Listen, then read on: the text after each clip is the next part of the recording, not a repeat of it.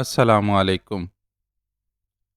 Siren کی بلند سے بلند تر ہوتی آوازیں اعلان کر رہی تھیں کہ پولیس والے ان کے قریب آتے چلے جا رہے ہیں۔ شہزادے، گلو استاد نے ایک بار پھر اضطراب سے اسے پکارا۔ سمروں والی گاڑیاں ایک قطار میں چھوڑ کر سب اپنی گاڑیوں میں واپس آ جاؤ۔ میں صرف 10 تک گنتی گنوں گا۔ اس کے بعد تم میں سے کوئی ان گاڑیوں کے قریب موجود نہیں ہونا چاہیے۔ اور ہاں دیکھو، دائیں جانب سے نکلنے کی کوشش کرو۔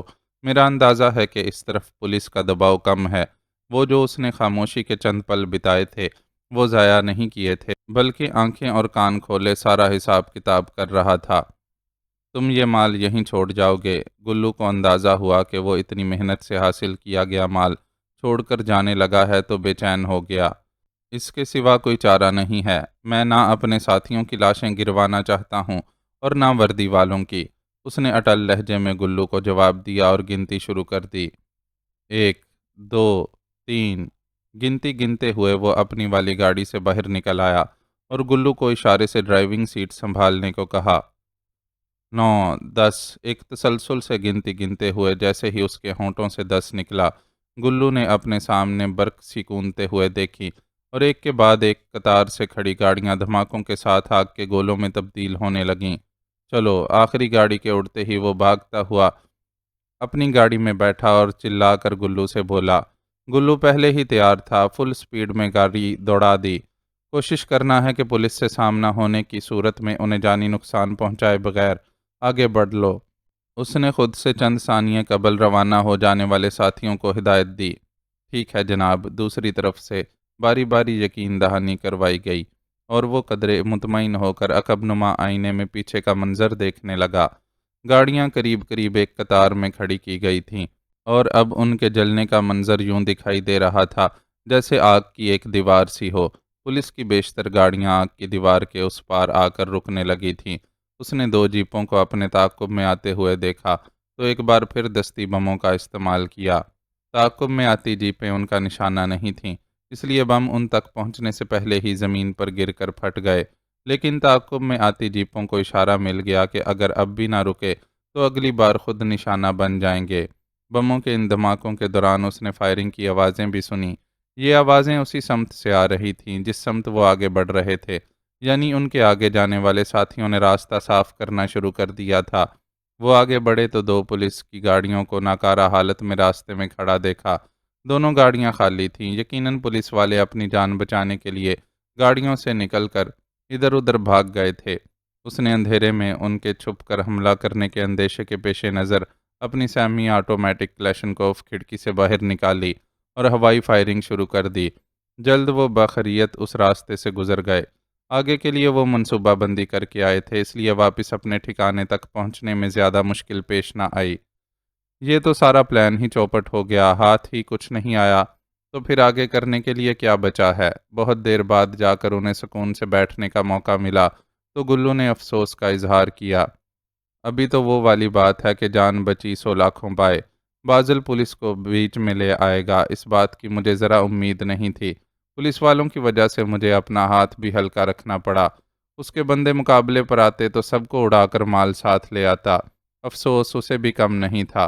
ان کا منصوبہ تھا کہ اس مال کو خود وصول کر کے کسی طرح میڈم ایکس تک رسائی حاصل کرنے کی کوشش کریں گے اور اسے اپنی وفاداری کا یقین دلا کر اس کی صفوں میں جگہ بنا لیں گے، لیکن کچھ بھی ہاتھ نہیں آیا تھا۔ ذرا بازل کو فون لگاتا ہوں، دیکھوں تو وہ کمینہ کیا کہتا ہے اس معاملے میں۔ گلو کو خیال آیا تو بازل کا نمبر ملانے لگا۔ بڑی دیر کر دی گلو استاد، میں کب سے اپنے بندوں کو الرٹ کیے تمہاری کال کا انتظار کر رہا ہوں۔ اگر ہمارے درمیان طے نہ ہوا ہوتا تو کام مکمل ہونے پر کال تم خود کرو گے تو اب تک میں تم سے رابطہ کر چکا ہوتا۔ بازل نے کچھ ایسی بے قراری سے اس کی کال ریسیو کی گویا وہ اس کی محبوبہ ہو اور وہ اس کے انتظار میں دیدہ و دل فرش راہ کیے بیٹھا ہو۔ کیا مطلب؟ تمہیں کوئی خبر ہی نہیں کہ ہمارے ساتھ کیا ہوا؟ گلو نے اس ادائے بے نیازی پر دانت کچکچائے لیکن لہجے سے اپنے غصے کو جھلکنے نہ دیا۔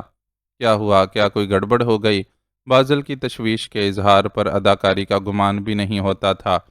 پولیس والوں نے بھاری نفری کے ساتھ دھاوا بول دیا تھا۔ ہم بڑی مشکل سے اپنی جانیں بچا کر نکل سکے، ابھی ابھی واپس پہنچے ہیں اور ذرا سانس آئی ہے تو تم سے رابطہ کیا ہے۔ اس کی اداکاری پر دل ہی دل میں اسے گالیوں سے نوازتے ہوئے گلو نے جواب دیا۔ قریب بیٹھا نوجوان اس کی اس کیفیت سے محظوظ ہوتا شوخی سے مسکرا رہا تھا۔ مال کا کیا ہوا؟ بازل نے گھٹی گھٹی آواز میں پوچھا۔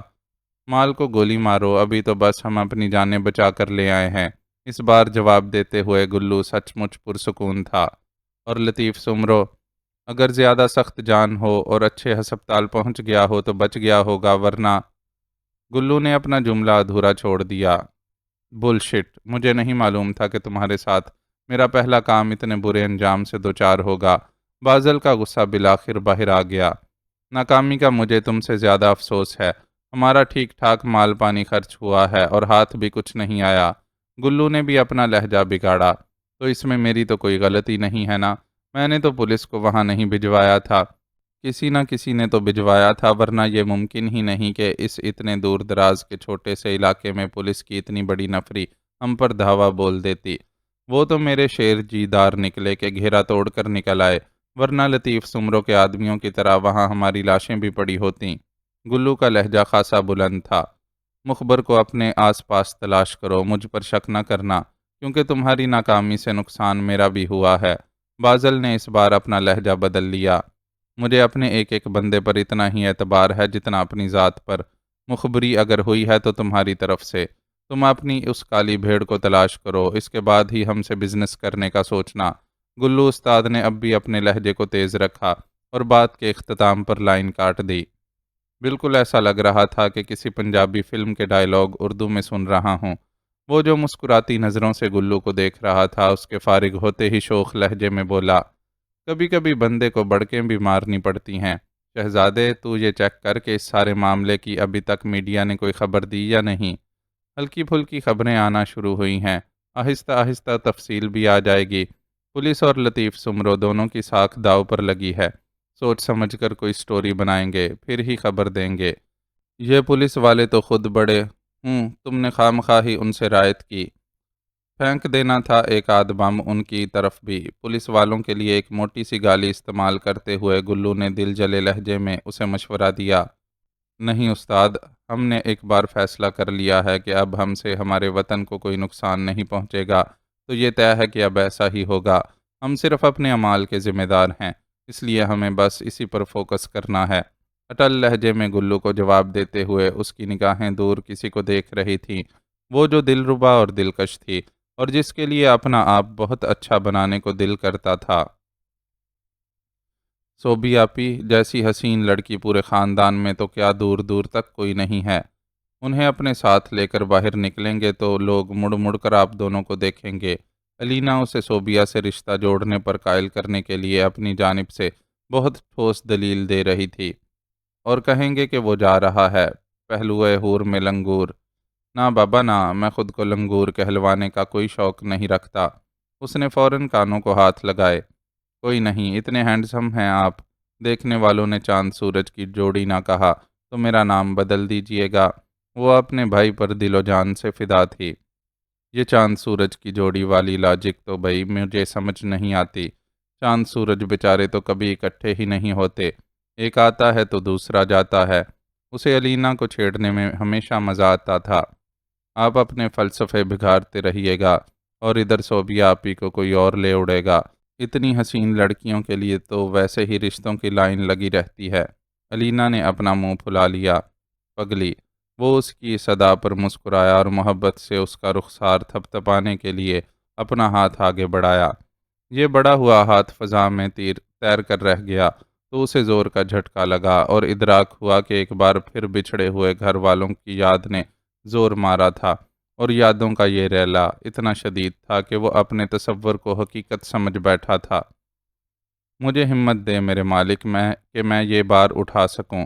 اس نے بہت تڑپ کر دعا مانگی، لیکن دل بے چین ہو چکا تھا اور اب اس کے لیے اپنے کمرے میں ٹھہرے رہنا ممکن نہیں رہا تھا۔ اپنے اندر کی گھٹن سے گھبرا کر وہ باہر نکل آیا۔ صبح صبح کا وقت تھا اور فضا میں ایک تازگی سی تھی۔ اس نے لان میں کھڑے ہو کر گہری سانسیں لیں تو لگا کہ اس تازگی نے اندر تک رسائی حاصل کر لی ہو۔ اس کا دل اس تازہ ہوا میں واک کرنے کے لیے مچلنے لگا، لیکن احتیاط کے اپنے تقاضے تھے۔ وہ باہر نکل کر کسی کی نظروں میں آنے کا خطرہ مول نہیں لے سکتا تھا، چنانچہ اپنی خواہش کی تکمیل کے لیے نظروں سے ہی لون کا طول و عرض ناپنے لگا اور پھر گویا کسی پتھر کے مجسمے میں تبدیل ہو گیا۔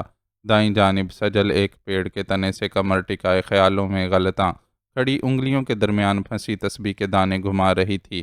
اپنے پورے وجود کو اس نے ایک بڑی سی چادر میں لپیٹا ہوا تھا، لیکن فی الحال چہرے پر اس چادر کا پلو نہیں تھا۔ وہ صبح کی ہلکی روشنی میں اس چہرے کو اچھی طرح دیکھ سکتا تھا، جس پر موجود ایک تل نے اسے زیر کر لیا تھا۔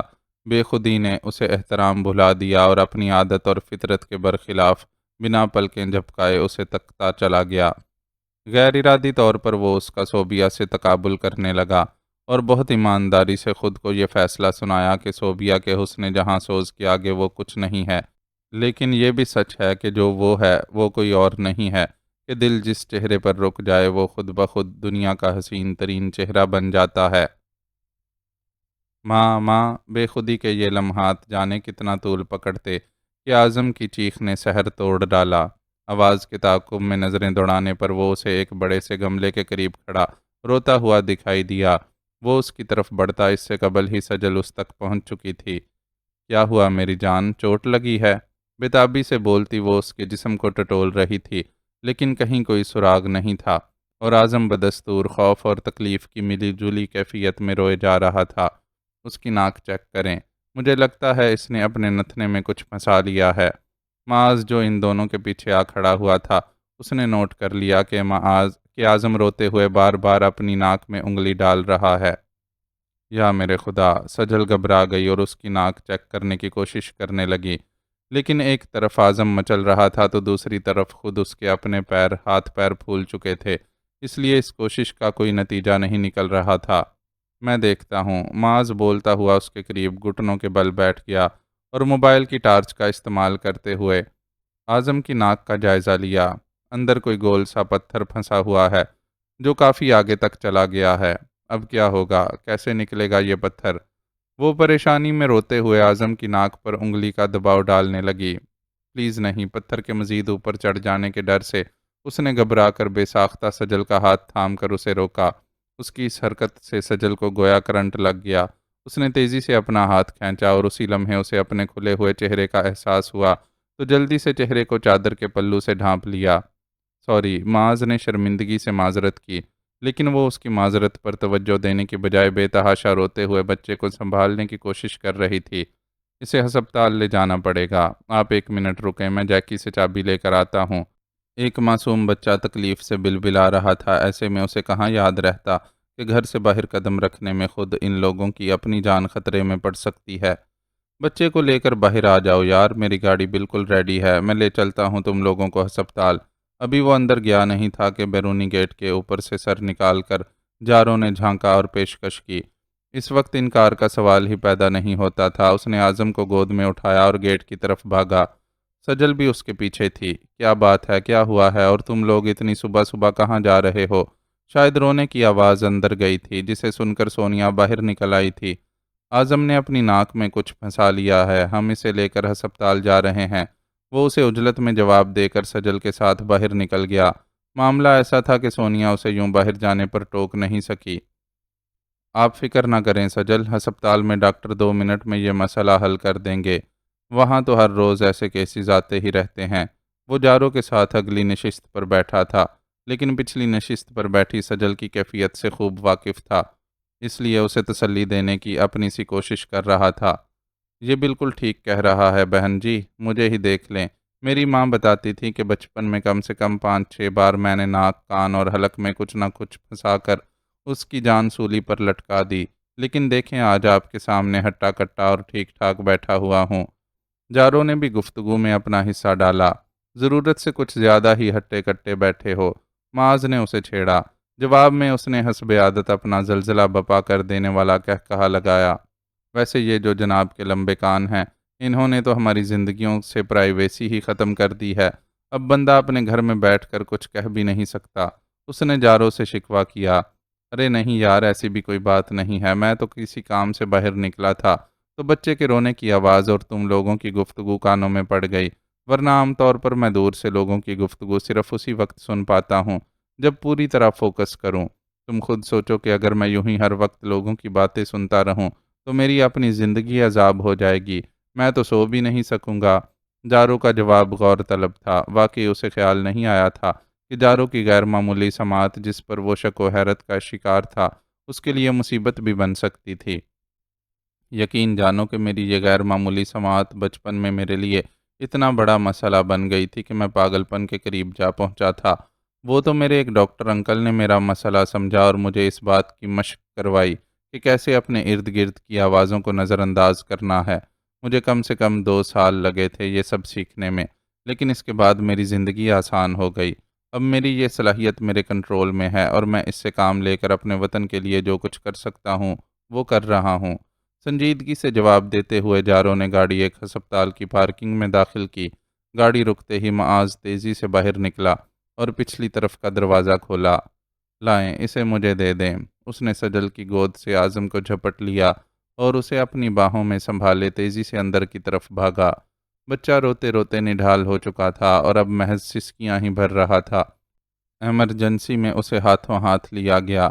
بس ابھی ٹھیک ہو جاتا ہے، آپ ہمت سے کام لیں اور یہاں آرام سے بیٹھیں۔ اعظم کو اندر لے جایا گیا تھا اور وہ اپنے پیچھے پیچھے وہاں آ پہنچنے والی سجل سے مخاطب تھا۔ اس کی آنکھوں سے مسلسل ٹپکتے آنسو اسے تکلیف دے رہے تھے۔ وہ جب پہلی بار سجل سے ملا تھا تو اسے بہت باہمت و باحوصلہ پایا تھا۔ ڈاکوؤں کی قید میں ہوتے ہوئے بھی وہ گھبرائی ہوئی نہیں لگ رہی تھی اور بہت وقار سے حالات کا سامنا کرتی رہی تھی، لیکن اب شاید پے در پے زندگی میں رونما ہونے والے حادثات نے اسے کمزور کر دیا تھا۔ میں آپ کے لیے پانی لاتا ہوں۔ اس کے کہنے پر سجل وزٹرز کے لیے رکھی گئی کرسیوں میں سے ایک پر بیٹھ گئی تو وہ کہتا ہوا وہاں سے ہٹ گیا۔ اندر ہی ایک میڈیکل کم جنرل سٹور موجود تھا جہاں دوائیوں کے ساتھ ساتھ کھانے پینے کی اشیاء بھی موجود تھیں۔ اس نے پانی کی ڈسپوزیبل بوتل کے ساتھ ساتھ جوس کا ڈبہ بھی خرید لیا اور سجل کے قریب پہنچا۔ جارو بھی اس دوران وہاں پہنچ چکا تھا اور سجل کو تسلی تشفی دینے کی کوشش کر رہا تھا۔ معاذ پانی اور جوس سجل کی طرف بڑھاتا اس سے قبل ہی دروازہ کھلا اور ایک نرس اعظم کو گود میں اٹھائے باہر نکلی۔ یہ لیں، ٹھیک ہو گیا آپ کا بیبی، بس تھوڑا سا ڈر گیا ہے، آہستہ آہستہ نارمل ہو جائے گا۔ نرس نے اعظم کو بے ساختہ ہی اپنی نشست چھوڑ کر کھڑی ہو جانے والی سجل کے حوالے کیا۔ یا اللہ تیرا شکر ہے۔ سجل نے اسے اپنے ساتھ بھینچ لیا اور بے تحاشا پیار کرنے لگی۔ بچے کی ناک میں رگڑ کی وجہ سے معمولی سے زخم ہو گئے ہیں، آپ یہ ٹیوب لے لیں، صبح شام ہلکے ہاتھ سے ناک کے اندر یہ کریم لگا دیجئے گا، بھگوان نے چاہا تو کل تک بالکل ٹھیک ہو جائے گا۔ نرس نے نسخہ اس کی طرف بڑھایا تو وہ جلدی سے اسے تھام کر میڈیکل سٹور کی طرف بڑھ گیا۔ نسخے کے مطابق ٹیوب لے کر وہ پلٹ ہی رہا تھا کہ اس کی نظر ایک آدمی پر پڑی اور وہ یہ دیکھ کر لرز گیا کہ اس آدمی کی توجہ پوری طرح سجل اور اعظم کی طرف مبذول ہے۔ وہ آدمی سراج الدین تھا، عبید اور منیزہ کا کزن۔ معاذ آگے بڑھنے کی بجائے اپنی جگہ رک کر اس کے رد عمل کا جائزہ لینے لگا۔ اس کے دیکھتے ہی دیکھتے سراج نے اپنا موبائل نکالا اور اس پر کسی سے بات کرنے لگا۔ بات کرتے ہوئے اس کی نظریں مسلسل سجل اور اعظم پر جمی ہوئی تھیں۔ سجل کا چہرہ تو چادر کے پلو میں چھپا ہوا تھا، لیکن اعظم اس کی پہچان بنا سارے راز کھول رہا تھا۔ معاذ مزید اپنی جگہ کھڑا نہ رہ سکا اور تیزی سے آگے بڑھا۔ لے آیا ہوں میں ٹیوب، چلیں اب جلدی سے گھر چلیں۔ اس نے اعظم کو سجل کی گود سے لیا اور عجلت بھرے لہجے میں بولا۔ اس کے اس انداز نے سجل اور جارو دونوں کو چونکا دیا۔ کیا بات ہے، کیا کوئی گڑبڑ ہو گئی ہے؟ جارو نے اس سے پوچھا۔ پہلے یہاں سے نکلو پھر بتاتا ہوں۔ قدموں کی رفتار کو مزید بڑھاتے ہوئے اس نے کنکھیوں سے سراج الدین کی طرف دیکھا۔ وہ انہی کی طرف متوجہ تھا اور چہرے پر جوش لیے ہنوز فون پر مصروف تھا۔ پلیز جلدی کریں ورنہ ہم یہاں پھنس جائیں گے۔ وہ اب تقریباً دوڑ رہا تھا۔ جارو اور سجل بھی صورتحال کو کچھ سمجھتے اس کا بھرپور ساتھ دے رہے تھے، لیکن پارکنگ میں پہنچتے ہی انہیں ٹھٹک کر رکنا پڑا۔ وہاں دو چوڑے چکلے آدمی راستہ روکنے کے انداز میں کھڑے ہوئے تھے اور ان میں سے ایک کے ہاتھ میں پسٹل بھی دکھائی دے رہا تھا۔ معاذ نے آہستہ سے اپنی گود میں موجود اعظم کو سجل کی گود میں دیا۔ اگر ایک قدم بھی آگے بڑھایا تو جان سے جاؤ گے، پسٹل والے نے دھمکی دی جبکہ دوسرا موبائل پر بات کرنے لگا۔ ہم نے انہیں روک لیا ہے سر، اب گاڑی میں بٹھانے جا رہے ہیں۔ یقیناً وہ سراج الدین کو اپنی کارگزاری کی رپورٹ دے رہا تھا۔ چلو آگے بڑھو۔ پسٹل والے نے اپنے پسٹل سے ان تینوں کو آگے بڑھنے کا اشارہ کیا۔ معاذ نے اس کے حکم پر عمل کرنے سے پہلے ایک نظر پارکنگ لاٹ پر ڈالی۔ پارکنگ بوائے دور کھڑا یہ سارا منظر دیکھ رہا تھا۔ لیکن اس کا کسی قسم کی دخل اندازی کرنے کا کوئی ارادہ نظر نہ آ رہا تھا۔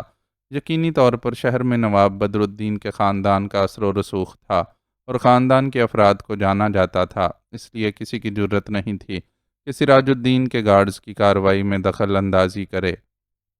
پارکنگ میں آتے جاتے لوگ بھی اس منظر سے نظر چراتے ہوئے گزر رہے تھے۔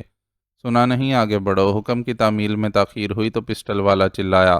اس بار انہیں قدم آگے بڑھانے ہی پڑے۔ سراج الدین کی جانی پہچانی گاڑی سامنے ہی کھڑی تھی۔ اسی گاڑی میں تو وہ حویلی سے فرار ہوئے تھے۔ ایک دوسرے کے آگے پیچھے چلتے وہ سست روی سے قدم آگے بڑھانے لگے۔ سراج الدین کی گاڑی سے چند قدم کا فاصلہ باقی رہ گیا تھا کہ جارو اچانک ہی لڑکھڑا کر نیچے گرا۔ ابے اوئے، پسٹل والا چلایا، لیکن کوئی عملی قدم اٹھانے سے قبل ہی اس کے پسٹل والے ہاتھ پر ایک پتھر توپ کے گولے کی طرح آ لگا۔ پسٹل اس کے ہاتھ سے نکل گیا اور نیچے گرا۔ جارو اپنے بھاری تن و توش کے ساتھ یوں اچھل کر کھڑا ہوا جیسے اسے سپرنگ لگے ہوئے ہوں۔ آپ اپنی گاڑی کے پاس جائیں، معاذ نے سجل کو ہدایت کی اور خود بھی جارو کا ساتھ دینے کے لیے میدان کارزار میں اتر گیا۔ پسٹل ہاتھ سے نکلنے کے بعد کسی گاڑی کے نیچے چلا گیا تھا، اس لیے سراج الدین کے آدمیوں کو بھی محض ہاتھ پاؤں سے مقابلہ کرنا پڑ رہا تھا۔ وہ دونوں اپنے ڈیل ڈول کے حساب سے خاصے طاقتور تھے اور لڑنا بھڑنا بھی جانتے تھے، لیکن انہیں اس درجے کی تربیت حاصل نہیں تھی جس سے معاذ اور جارو گزر چکے تھے۔ ایک آدھ منٹ میں ہی دونوں طرف کا فرق واضح ہونے لگا۔ دونوں کی ٹھیک ٹھاک درگت بنانے کے بعد جب انہوں نے دیکھا کہ وہ دونوں ہلنے جلنے کے لائق نہیں رہے ہیں تو انہیں وہیں پڑا چھوڑ کر اپنی گاڑی کی طرف بڑھ گئے۔ حیرت انگیز طور پر اس عرصے میں ہسپتال کے سیکیورٹی عملے نے کسی قسم کی مداخلت نہیں کی تھی اور نہ ہی کسی دوسرے فریق نے درمیان میں پڑھ کر جھگڑا ختم کرنے کی کوشش کی تھی۔ جلدی نکلو یہاں سے، میری چھٹی حس کہہ رہی ہے کہ کوئی بڑی گڑبڑ ہونے والی ہے۔ مجھے بھی کچھ ایسا ہی لگ رہا ہے۔ تم ایسا کرو کہ سیٹ اٹھا کر نیچے سے گن نکال لو تاکہ کسی گڑبڑ کی صورت میں ہم اپنا دفاع تو کر سکیں۔ جارو نے اس کی تائید کرتے ہوئے اسے ہدایت دی، جس پر عمل کرنے کے سوا اس کے پاس کوئی چارہ نہیں تھا۔ چند سیکنڈوں میں یہ کام مکمل کر کے وہ نشست پر بیٹھا تو جارو نے گولی کی طرح گاڑی نکال لی۔ اسی وقت پولیس کی گاڑیوں کے ہوٹر سنائی دینے لگے۔ یقیناً اپنے آدمیوں کی ناکامی کے بعد سراج الدین نے پولیس کو بلا لیا تھا۔ جارو نے ایکسلریٹر پر دباؤ مزید بڑھا دیا، لیکن اس کا رخ اپنی رہائش گاہ کی طرف جانے والے راستے پر نہیں تھا۔ معاذ نے اپنے پورے وجود میں شدید تناؤ محسوس کیا۔ پچھلی نشست پر سجل اور اعظم کی موجودگی نے اس تناؤ میں مزید اضافہ کر دیا تھا۔ وہ ہمارے پیچھے آ رہے ہیں، میں کوشش کرتا ہوں کہ کسی طرح انہیں ڈاج دے کر نکل سکیں۔ جارو نے عقب نما آئینے میں دیکھتے ہوئے لب بینچ کر کہا تو معاذ محض سر ہلا کر رہ گیا اور ہتھیار پر اس کی گرفت مزید سخت ہو گئی۔ کم بخت سر پر چڑھے آ رہے ہیں، اگر یہی صورتحال رہی تو جلد یہ ہمیں روکنے میں کامیاب ہو جائیں گے۔ مسلسل پیچھے آتی پولیس کی گاڑیوں کو دیکھ کر جارو بڑبڑایا۔ دن پوری طرح طلوع ہو گیا تھا اور معمولات زندگی انجام دینے کے لیے گھروں سے نکلنے والوں کی وجہ سے سڑکوں پر ٹریفک کا دباؤ بڑھنے لگا تھا۔ اگر گلیوں میں گھس کر ان سے جان چھڑانے کی کوشش کی جائے تو کیسا رہے گا؟ معاذ نے تجویز دی۔ ہم پھنس بھی سکتے ہیں، میں اس شہر سے بہت زیادہ واقف نہیں، اس لیے کچھ نہیں کہہ سکتا کہ آگے ہمیں کس چیز کا سامنا کرنا پڑ جائے۔ ٹھیک ہے تو پھر ہائی وے کی طرف چلو، وہاں ان سے جان چھڑانے میں آسانی رہے گی۔ گن کو ایک ہاتھ سے سہلاتے ہوئے معاذ نے فیصلہ کن لہجے میں کہا تو جارو نے سر کو ہلاتے ہوئے گاڑی شہر سے باہر جانے والے راستے کی طرف ڈال دی۔ یاد رکھنا کہ میں گرفتار ہونے پر مرنے کو ترجیح دوں گا۔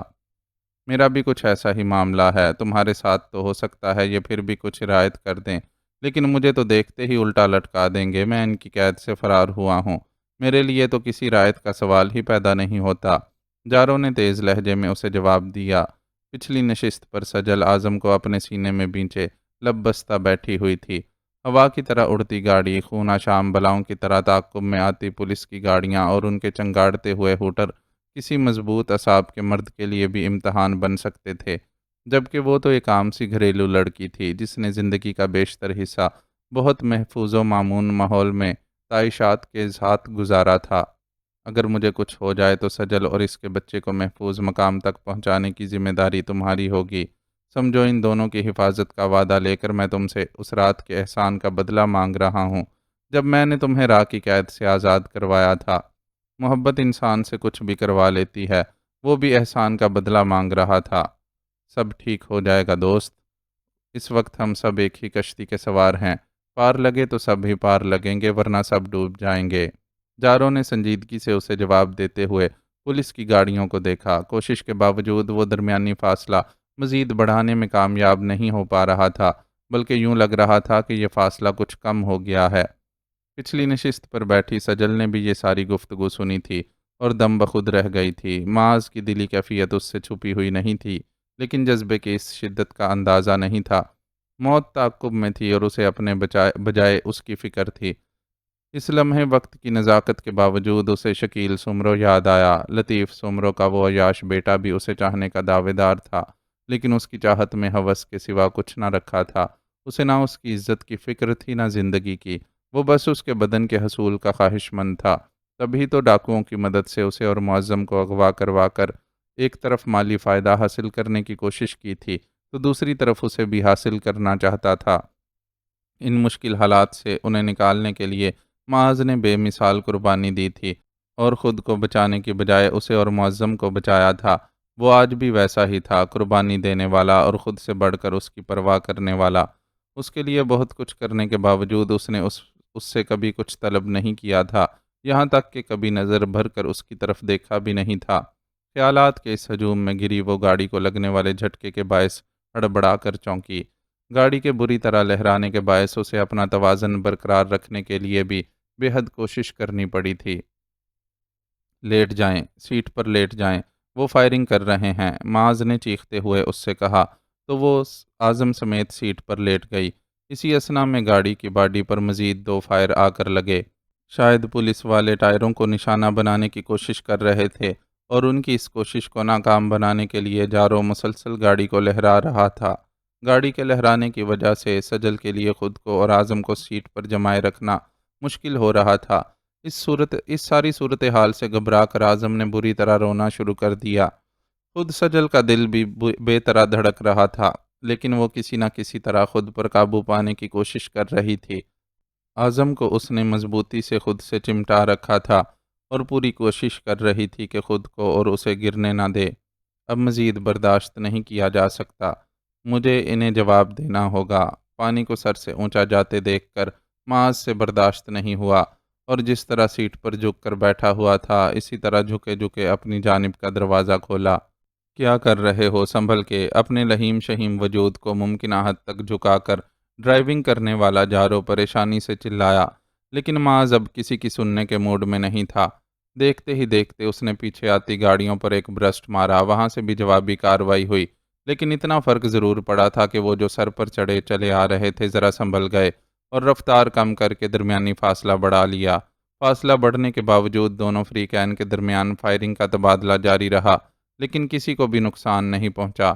آگے چوکی آنے والی ہے، یقیناً وہاں ہمارے بارے میں اطلاع کر دی گئی ہوگی اور ہم وہاں سے بچ کر نہیں نکل سکیں گے۔ فائرنگ کے وقفے کے دوران جارو نے اسے اطلاع دی، اوکے میں 10 تک گنتا ہوں، جیسے ہی میں 10 کہوں تم گاڑی کی رفتار بالکل سلو کر لینا، معاذ نے فیصلہ کن انداز میں اس سے کہا اور خود گن سنبھال کر گنتی کرنے لگا۔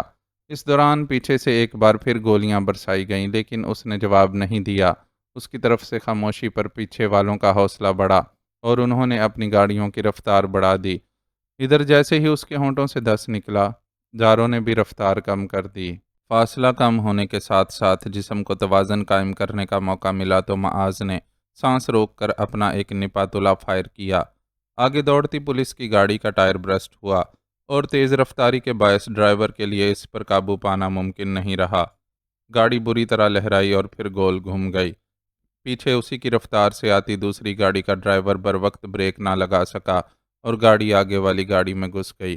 اس زوردار تصادم نے جہاں پچھلی گاڑی کے ڈرائیور اور اس کے ساتھ والی سیٹ پر بیٹھے شخص کو بری طرح متاثر کیا، وہیں اگلی گاڑی سڑک پر الٹ گئی۔ وہ مارا، جارو تعاقب میں آنے والوں کے اس انجام پر خوشی سے چیخا، گاڑی کچے میں ڈال دو، آگے چیک پوسٹ پر سے گزرنا مشکل ہوگا، بہتر ہے ہم کوئی دوسرا راستہ تلاش کریں۔ اوکے باس، جارو فوراً اس کی تجویز پر عمل کرنے کے لیے تیار ہو گیا۔ سیٹ سے سر مت اٹھائیے گا، ابھی ہم پوری طرح خطرے سے نکلے نہیں ہیں۔ معاذ جو دوبارہ سیٹ پر بیٹھ چکا تھا ذرا سا پیچھے کی طرف جھک کر سجل سے بولا۔ سجل جواباً حلق سے آواز نہ نکال سکی اور محض سر کی جنبش سے اپنی آمادگی ظاہر کی۔ اس دوران جارو گاڑی سڑک سے کچے میں اتار چکا تھا، گاڑی کے کچے میں اترتے ہی اس بار پھر اس پر فائر داغے گئے۔ معاذ نے جوابی فائرنگ کر کے اپنے چوکنے ہونے کا پیغام دیا۔ دونوں جانب کی گولیوں نے ہی کسی کا کچھ نہیں بگاڑا اور درمیانی فاصلہ بڑھنے لگا۔ کہیں خبیث یہاں بھی پیچھے نہ چلے آئیں۔ کچے راستے پر گاڑی مسلسل ہچکولے لے رہی تھی۔ اسے پوری مہارت سے سنبھالتے ہوئے جاروں نے اندیشے کا اظہار کیا۔ نہیں آئیں گے، اول ان کی گاڑیاں اس قابل نہیں رہی ہیں، دوم اب انہیں ہم سے زیادہ اپنے زخمی ساتھیوں کی فکر پڑی ہوگی۔ معاذ نے اسے تسلی دی تو وہ سر کو تفہیمی جنبش دے کر اطمینان سے گاڑی چلانے لگا۔ اب آپ بھی سیدھی ہو کر بیٹھ سکتی ہیں۔ وہ سجل سے مخاطب ہوا تو وہ جھجکتی ہوئی سیدھی ہو بیٹھی۔ اعظم کو البتہ اب بھی اس نے یوں سینے سے بینچا ہوا تھا جیسے اسے دنیا کے ہر خطرے سے محفوظ کر رہی ہو۔ آپ اور اعظم ٹھیک ہے نا؟ معاذ نے فکر مندی سے پوچھا۔ جی، اس کی طرف سے مختصر جواب آیا۔ وہ سجل کی کیفیت کو پوری طرح محسوس کر رہا تھا۔ وہ اپنی ذات سے زیادہ اعظم کے لیے فکر مند تھی۔ ہچکیوں سے روتا بچہ اب سسکیوں پر آ گیا تھا اور بطور ماں وہ اس کے لیے دکھی تھی۔ معذرت تو مجھے کرنا چاہیے، میری بے پرواہی سے اعظم نے وہ حرکت کی اور آپ کو ایک محفوظ پناہ گاہ سے نکل کر ہسپتال جانا پڑا۔ وہ سب نہ ہوا ہوتا تو یہ سب بھی نہ ہوتا۔ اس کے لہجے میں شرمندگی تھی۔ پلیز ایسا مت سوچیں، جو کچھ ہمارے نصیب میں لکھا تھا وہی ہوا ہے۔ وہ سجل کو شرمندہ کیسے دیکھ سکتا تھا؟ مگر سجل نے جواباً مزید کچھ کہنا چاہا۔ پلیز، اس نے ہاتھ اٹھا کر اسے کچھ بھی کہنے سے روک دیا اور گاڑی میں پڑی پانی کی چھوٹی سی بوتل اٹھا کر اسے تھمائی۔ اعظم کو پانی پلائیں اور بہلانے کی کوشش کریں، بچہ بری طرح ڈر گیا ہے۔ جی، وہ خاموشی سے اس کی ہدایات پر عمل کرنے لگی۔ ہم کس طرف جا رہے ہیں؟ اب وہ ڈرائیو کرتے ہوئے جاروں کی طرف متوجہ ہوا۔ کچھ طے نہیں ہے، ابھی تو اسی کوشش میں ہوں کہ سڑک سے جتنی دور نکل سکتے ہیں نکل جائیں۔ آگے کوئی دوسری سڑک یا بہتر راستہ مل گیا تو سمت کا تعین بھی کر لیں گے۔ پیچھے سب ہماری راہ دیکھ رہے ہوں گے۔ اسے اپنے ساتھیوں کی بھی فکر تھی۔ اب تو انہیں خبروں سے ہی صورتحال کا اندازہ ہوگا۔ رابطے کا کوئی ذریعہ تو ہے نہیں ہمارے پاس۔ جاروں نے اپنی رائے دی تو وہ اس سے اتفاق کرنے کے سوا کچھ نہیں کر سکا۔ سجل تو آئی ہی خالی ہاتھ تھی، جبکہ اس کی اپنی جیب میں بھی والیٹ کے سوا کچھ نہیں تھا۔ موبائل فون وہ سائڈ ٹیبل پر ہی چھوڑ آیا تھا۔ میرے خیال میں ہم اس گاڑی کو بھی زیادہ دیر استعمال نہیں کر سکیں گے۔ اب تک پولیس کے پاس اس کی ساری تفصیل پہنچ گئی ہوگی اور ہو سکتا ہے انہوں نے اسے ہر طرف پھیلا بھی دیا ہو۔ کوئی ایک فکر نہیں تھی جو دامن گیر تھی۔ یہاں اس ویرانے میں تو کوئی مسئلہ نہیں، کسی سڑک یا آبادی کے قریب پہنچ کر چھوڑ دیں گے اسے، جاروں نے بے پرواہی سے جواب دیا۔ گاڑی کا نقصان تو ہو جائے گا۔ کس کی گاڑی ہے یہ؟ کوئی نقصان وقصان نہیں ہونے والا، ایک دوست کی گاڑی ہے جس نے پہلے ہی احتیاطاً گمشدگی کی رپورٹ لکھوا رکھی ہے۔ اچھی خاصی پہنچ والا بندہ ہے، کسی نہ کسی طرح بعد میں گاڑی کو پولیس کی کسٹڈی سے نکلوا لے گا۔ جارو بے فکر تھا۔ کیا کہنے ہیں بھائی تمہارے؟ مجھے تو تم خود کوئی بڑی پہنچی ہوئی ہستی لگتے ہو۔ معاذ نے اسے گھورا۔ ایسی کوئی بات نہیں ہے، بس کچھ دوست اور ہمدرد ہیں یہاں جو سمجھتے ہیں کہ ہمارے ساتھ زیادتی ہو رہی ہے اور ہمیں اپنے ساتھ ہونے والی اس زیادتی کے خلاف جدوجہد کرنے کا پورا حق ہے، اس لیے وہ ہمارا ساتھ دیتے ہیں۔ جاروں نے اپنی صفائی دیتے ہوئے اسٹیئرنگ گھمایا۔ گاڑی دائیں طرف مڑی اور پھر چند گز چل کر ہچکیاں لیتی ہوئی ایک جھٹکے سے رک گئی۔ او شٹ یار، فیول ختم ہو گیا۔ او نو، اب ہم کیا کریں گے؟ معاذ اس بدخبری کو سن کر کراہا۔ پیدل مارچ ہی واحد اور بہترین آپشن ہے، جاروں نے کندھے اچکاتے ہوئے جواب دیا۔ آپ پیدل چل سکیں گی سجل؟ معاذ نے پیچھے مڑ کر پریشانی سے سجل سے پوچھا۔ جی ضرور۔ وہ خود ہی دروازہ کھول کر نیچے اتر آئی۔ آپ تھوڑی دیر اس جھاڑی کے سائے میں بیٹھ جائیں، میں اور معاذ اتنے میں ایک کام نمٹاتے ہیں، جاروں نے ادب سے سجل سے کہا اور باکس میں سے کچھ ٹیشو پیپرز نکال کر معاذ کے حوالے کیے۔ زیادہ ایمرجنسی نہیں ہے، اس لیے بہتر ہے کہ ہم ممکنہ حد تک اپنے فنگر پرنٹس مٹاتے ہوئے چلیں۔ بالکل، معاذ نے اس کے خیال سے اتفاق کیا۔ 8-10 منٹ میں دونوں مل کر گاڑی کو اچھی طرح اندر باہر سے صاف کر چکے تھے۔ جس نشست کے نیچے سے بڑی گن نکالی گئی تھی، وہیں سے 2 پسٹل نکال کر جاروں نے ایک خود رکھا اور دوسرا اس کے حوالے کیا۔ بڑی گن وہ چھپا کر ساتھ نہیں لے جا سکتے تھے، اس لیے اسے ایک چھوٹے سے گڑھے میں ڈال کر گڑھے کو مٹی اور پتھروں وغیرہ سے بھر دیا گیا۔ اسے میری گود میں دے دیں، بچہ گود میں لے کر زیادہ دیر چلنا آپ کے لیے مشکل ہوگا۔ روانگی سے قبل اس نے سجل کی گود میں سو جانے والے اعظم کو اس سے لے لیا۔ کچھ اندازہ نہیں تھا کہ کتنی دیر پیدل یہ مسافت طے کرنا ہے، اور اس کے حساب سے ناز و نام میں پلی سجل کے لیے یہ بہت مشکل کام ثابت ہوتا۔ ادا سائیں پہلے ہی ڈسٹرب تھے، اس صورتحال میں مزید پریشان ہو جائیں گے۔ ساتھ ساتھ چلتے ہوئے سجل نے پہلی بار پریشانی کا اظہار کیا۔ آپ فکر مت کریں، عالم سمجھدار اور باحوصلہ آدمی ہے، خود کو سنبھال لے گا۔ ویسے بھی اس کو اتنا بھروسہ تو ہوگا کہ آپ میرے ساتھ ہیں، اور میں جب تک زندہ ہوں آپ پر کوئی آنچ نہیں آنے دوں گا۔ معاذ نے اسے تسلی دی، پھر بات کو مزید آگے بڑھاتے ہوئے بولا، ان لوگوں کے ساتھ سونیا اور اس کا ساتھی جیکی موجود ہے۔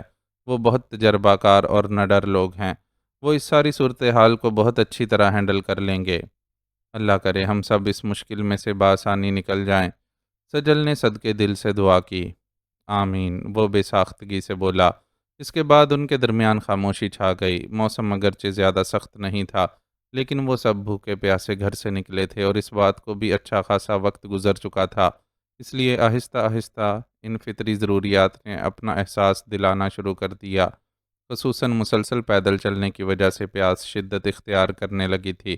غنیمت تھا کہ اعظم ابھی تک سویا ہوا تھا۔ وہ جاگ جاتا تو ان کے پاس اسے دینے کے لیے پانی کی چھوٹی سی بوتل کے سوا کچھ بھی موجود نہیں تھا۔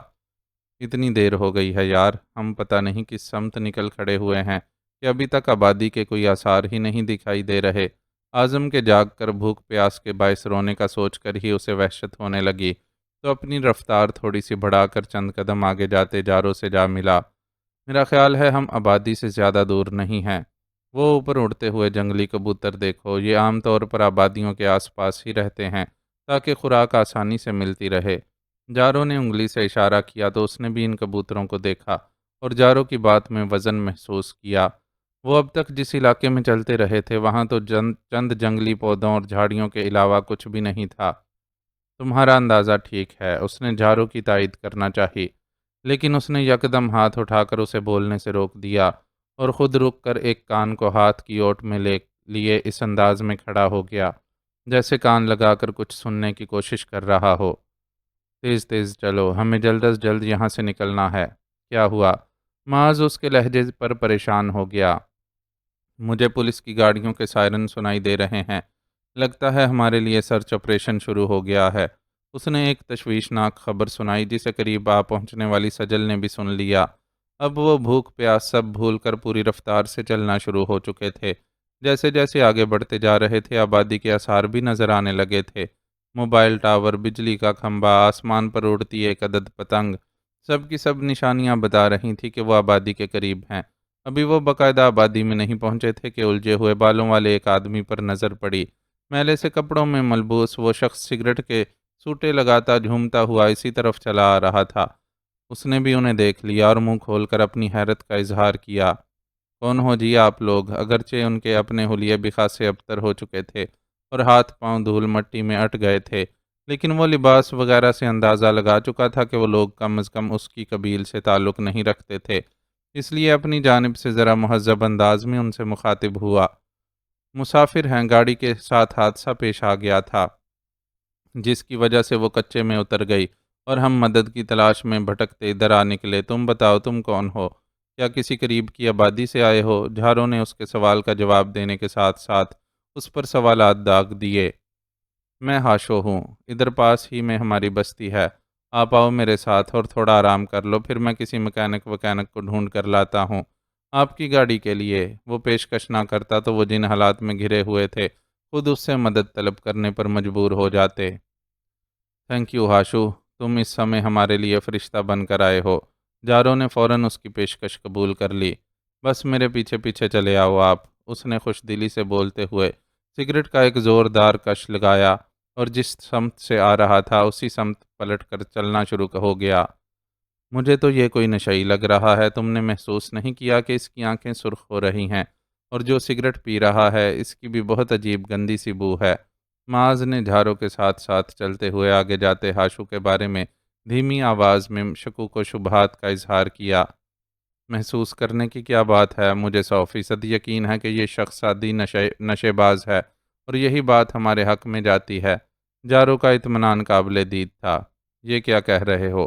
یاد رکھو کہ ہمارے ساتھ ایک جوان خاتون بھی موجود ہے، حیرت اور غصے کے باوجود اس نے اس خیال سے کہ پیچھے آتی سجل کچھ سن نہ لے، بہت ہلکی آواز میں جارو کو سرزنش کی۔ دیکھو یار، پوزیشن ہماری بھی مشکوک ہے۔ اس نشئی کی بجائے کسی شریف آدمی سے واسطہ پڑتا تو وہ اتنی آسانی سے ہماری مدد کے لیے تیار نہ ہوتا۔ اس آدمی کو تھوڑا سا لالچ دے کر ہم آسانی سے اپنے ڈھب پر لا سکتے ہیں۔ جارو کی بات کچھ سمجھ میں آنے والی تھی، لیکن معاذ سجل کی وجہ سے بہت حساس ہو رہا تھا۔ تم فکر مت کرو اور دیکھو کہ میں کیسے سارے معاملات طے کرتا ہوں۔ جارو نے اس کے شانے پر تھپکی دی اور قدموں کی رفتار تھوڑی سی بڑھا کر آشو سے جا ملا۔ اسی وقت اس کے شانے سے لگا آسم کسمسا کر جاگ گیا اور جاگتے ہی رونا شروع کر دیا۔ لائیں اسے مجھے دے دیں، یہ اس وقت آپ سے نہیں سنبھلے گا۔ سجل نے جلدی سے آگے بڑھ کر اعظم کو اس سے لے لیا اور بوتل میں بچا ہوا پانی اسے پلانے لگی۔ اس نے 2 گھونٹ بھر کر پانی چھوڑ دیا اور دوبارہ رونے لگا۔ اسے یقیناً بھوک لگ رہی تھی۔ معاذ کو اس کے رونے کی وجہ سے سمجھنے میں دیر نہیں لگی۔ ان لوگوں کو گھر سے نکلے ہوئے کئی گھنٹے گزر چکے تھے اور اب تک تو بڑوں کے پیٹ میں بھی چوہے ناچنے لگے تھے۔ ایسے میں ایک چھوٹے سے بچے سے کتنے صبر کی امید رکھی جا سکتی تھی؟ صبح جاگا تھا تو میں نے فیڈر بنا کر دیا تھا۔ تب سے اب تک بچے کے حساب سے تو بہت زیادہ وقت گزر چکا ہے۔ وہ تو شکر ہے کہ اتنی دیر تک سوتا رہا تو شور نہیں کیا، ورنہ بہت مشکل ہو جاتی۔ سجل نے مضطرب لہجے میں جواب دیا۔ ساتھ ساتھ وہ روتے ہوئے اعظم کو تھپک تھپک کر بہلانے کی بھی کوشش کر رہی تھی، لیکن اس صبر والے بچے کا صبر بھی بھوک کے آگے ہار چکا تھا۔ بس بستی میں پہنچ جائیں تو سب سے پہلے اس کی بھوک کا ہی انتظام کریں گے، اس نے سجل کو دلاسا دیا۔ وہ لوگ 2-3 منٹ مزید چلے تو کچی پکی جھونپڑیوں والی بستی دکھائی دینے لگی۔ بستی دکھائی دیتے آگے چلتے جارو اور ہاشو رک گئے۔ ابھی آپ لوگ ادھر ہی رکو، میں ذرا اچھی طرح دیکھ لوں کہ آس پاس کوئی ہے تو نہیں۔ وہ لوگ قریب پہنچے تو ہاشو نے کہا اور تیز تیز قدموں سے چلتا ہوا آگے نکل گیا۔ میں نے کچھ رقم دے کر اسے راضی کر لیا ہے کہ وہ یہاں ہماری آمد کے بارے میں کسی کو کچھ نہیں بتائے گا۔ ہم کچھ دیر اس کے ہاں رک کر خود کو فریش کریں گے، پھر آگے کا لاہیا عمل طے کریں گے۔ جارو نے اپنی کارگزاری سے آگاہ کیا۔ مجھے یہ شخص قابل اعتبار نہیں لگ رہا۔ معاذ کو ہاشو کی طرف سے اب بھی تحفظات تھے۔ رسک تو لینا پڑے گا، فی الحال ہمارے پاس اس کے سوا کوئی چارہ نہیں ہے۔ جارو کی بات بھی اپنی جگہ ٹھیک تھی۔ معاذ نے خاموشی اختیار کر لی اور ایک نظر سجل کی گود میں موجود اعظم پر ڈالی۔ وہ روتے روتے نڈھال ہو گیا تھا اور اب اس کے حلق سے بیٹھی بیٹھی آوازیں نکل رہی تھیں۔ اس ننھی جان کے لیے خوراک کا فوری بندوبست ضروری تھا، اور فوری بندوبست اسی صورت ہو سکتا تھا کہ وہ ہاشو پر اعتبار نہ ہوتے ہوئے بھی اس پر اعتبار کر لیں۔ آؤ وہ دیکھو، ہاشو ہاتھ کے اشارے سے ہمیں بلا رہا ہے۔ جارو نے اس کے کندھے پر ہاتھ رکھ کر متوجہ کیا تو اس نے بھی دور کھڑے ہاتھ ہلاتے ہاشو کی طرف دیکھا۔ اس ٹائم پر ہماری بستی کے زیادہ تر مرد اور عورتیں اپنے اپنے دھندے پر نکلے ہوئے ہیں، اس لیے چھوٹے بچوں کے سوا بس 2-4 میرے جیسے ہی آوارہ گردی کرتے یا اونگتے ہوئے مرد یہاں دکھائی دیتے ہیں۔ تم لوگوں کا نصیب اچھا ہے کہ ابھی ان میں سے کوئی بھی ادھر دکھائی نہیں دے رہا۔ بس وہ ایک نتھو ہے جو باہر چارپائی ڈالے بھنگ پی کر بے خبر سو رہا ہے۔ اسے تو موت کا فرشتہ بھی لینے آ جائے تو ہوش میں نہیں آئے گا، اس لیے آپ لوگ اس کی چنتا نہ کرنا۔ وہ ان کی رہنمائی کا فریضہ انجام دینے کے ساتھ ساتھ حالات کی پوری رپورٹنگ بھی کر رہا تھا۔ وہ بستی اپنی نوعیت کی دیگر بستیوں کی طرح ہی گندی سندی اور بے ترتیب تھی۔ چند ایک جھونپڑے ہی ایسے تھے جن کی حالت بہتر دکھائی دے رہی تھی، ورنہ زیادہ تر کی حالت سے غربت و افلاس ٹپک رہی تھی، اور اندازہ ہوتا تھا کہ گھر کے نام پر دستیاب یہ پناہ گاہیں انہیں موسموں کی شدت سے بچانے میں کبھی بھی پوری طرح کامیاب نہیں ہو پاتی ہوں گی۔ راستے میں دکھائی دینے والے بچوں کے نامکمل لباس، ننگے پاؤں، بے ترتیب بال، جسموں پر چڑی میل کی تہیں اور آنکھوں میں ڈیرے ڈالے بیٹھی حسرتیں سب اس المیے کا اظہار کر رہی تھیں کہ وطن عزیز کی طرح ہی ایٹمی طاقت رکھنے والے بھارت جیسے بڑے ملک میں بھی لاکھوں لوگ غربت کی لکیر سے نیچے زندگی گزار رہے ہیں۔ یہ خالی پیٹ اور ویران آنکھوں والے لوگ ہر صاحب اختیار و صاحب اقتدار شخص کے لیے سوالیہ نشان تھے، لیکن کوئی ان کی طرف نظر ہی نہیں کرتا تھا۔ وہیں انہوں نے باہر چارپائی ڈال کر سوتے نتھو کو بھی دیکھا۔ اس کا منہ نیم وا تھا اور اس کے وجود پر بھنکنے والی مکھیوں میں سے چند اس کھلے منہ سے بھی بآسانی اندر باہر ہو رہی تھیں۔ یہ معلوم نہیں تھا کہ خود کو اس حد تک پستی میں لے جانے میں دنیا کے دھکوں کا حال تھا یا اس کی بے عملی کا۔ وہ سب اس شخص سے نظریں چرائے ہاشو کے جھونپڑے میں داخل ہو گئے۔ اس کا جھونپڑا بستی کے ان چند ایک جھونپڑوں میں سے تھا جن کی حالت بہتر تھی۔ اندر پہنچ کر اس بہتری کا مزید احساس ہوا۔ اگرچہ اندر قدرے پھیلاوا تھا لیکن اس درجے کی گندگی نہیں تھی جس کا انہیں اندیشہ تھا۔ ساز و سامان بھی کافی مناسب تھا۔ آشو نے انہیں بیٹھنے کے لیے جو کرسیاں پیش کیں وہ اگرچہ پرانی لیکن اچھی کوالٹی کی تھیں۔ آپ لوگ چاہو تو ادھر غسل خانے میں جا کر اپنا حلیہ ٹھیک کر لو، میں اتنے میں آپ کے کھانے پینے کا کچھ کرتا ہوں۔ اس نے ایک اچھے میزبان کا کردار ادا کرنا شروع کر دیا، لیکن اس کی آنکھوں کے تاثر سے ظاہر تھا کہ یہ ساری خوش اخلاقی دراصل جاروں کے دیے نوٹوں کی رہین منت تھی۔ اگر دودھ ہے تو پہلے بچے کے لیے لا دو، ہم بڑے بعد میں آرام سے کھا پی لیں گے۔ معاذ سے صبر نہیں ہوا تو جلدی سے بولا، کیوں نہیں جی، ابھی لاتا ہوں۔ وہ جھٹ سے کمرے سے باہر نکلا۔ معاذ بھی احتیاطاً اس کے پیچھے تھا۔ وہاں کوئی الگ سے باورچی خانہ موجود نہیں تھا، بس صحن میں ہی ایک جگہ کچھ تختے ٹھونک کر مسالوں کے ڈبے وغیرہ رکھنے کے لیے انتظام کیا گیا تھا اور مٹی لیپ کر چولہا بنایا گیا تھا۔ یہاں بھی صفائی کا قابل قبول انتظام تھا اور برتن بھی مناسب تھے۔ آشو نے ایک ٹیٹرا پیک کھول کر اس میں سے دودھ نکالنا شروع کیا تو معاذ کی آنکھیں کھلی رہ گئیں۔ وہ امپورٹڈ کوالٹی کا دودھ تھا۔ تم یہاں اکیلے رہتے ہو؟ ابھی تک وہاں کوئی دوسرا فرد دکھائی نہیں دیا تھا، اس لیے اسے سوال کرنے کا موقع مل گیا تھا، لیکن گھر کی حالت سے اسے یقین تھا کہ یہ ہاشو جیسے گندے سندے شخص کے بجائے کسی اور کی کارگزاری ہے۔ شاید اس کی بیوی تھی اس سب کے پیچھے۔ اکیلا نہیں رہتا جی، وہ میرا یار ہے نا انوپ، وہ آ جاتا ہے ہر رات، پھر خوب محفل جمتی ہے اور ہم ایک دوسرے کو دل کا حال سناتے ہیں۔ اس نے بہت خوشی اور جوش سے اطلاع دی۔